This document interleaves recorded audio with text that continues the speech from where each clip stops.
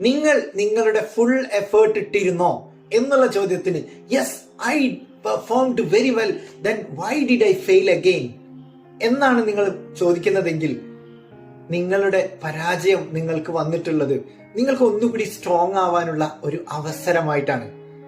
ജീവിതത്തിൽ വിജയവും പരാജയവും ഒരിക്കലും നിലനിൽക്കാത്തതാണ്. അത് ഇങ്ങനെ മാറി മറിഞ്ഞുകൊണ്ടിരിക്കും. പരാജയപ്പെട്ടവര് വിജയിച്ചവരെക്കാൾ തീരെ കുറഞ്ഞവരൊന്നല്ല.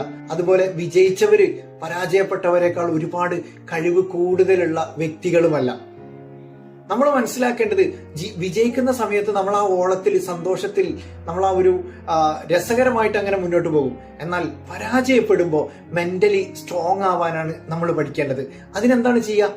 എന്തൊരു പ്രയാസം വന്നാലും, ഏതൊരു പ്രതിസന്ധി വന്നാലും നമ്മളൊരു ഭാഗത്ത് മാറി ഇരുന്നിട്ട് വളരെ റിലാക്സ് ആയിട്ട് ഇരുന്നിട്ട് കുറച്ച് ബ്രീത്തൊക്കെ ചെയ്തിട്ട് മൈൻഡ് ഒന്ന് കൂളാക്കുക. എന്നിട്ട് നമ്മൾ ഒന്ന് വിലയിരുത്തുക, ശരിക്ക് എന്താണ് സംഭവിച്ചത്, യഥാർത്ഥത്തിൽ എവിടെയാണ് എനിക്ക് ഫാൾട്ട് പറ്റിയത്, ഇനി മുന്നോട്ട് പോകാൻ ഞാൻ എന്ത് ചെയ്യുമെന്ന് കൃത്യമായിട്ടൊന്ന് നോട്ട് ചെയ്തിട്ട് അതിനനുസരിച്ച് തീരുമാനങ്ങൾ എടുത്ത് മുന്നോട്ട് പോവുക. നിങ്ങളൊരു കാര്യം 10 പ്രാവശ്യം ചെയ്തു, 10 പ്രാവശ്യവും നിങ്ങൾ പരാജയപ്പെട്ടു.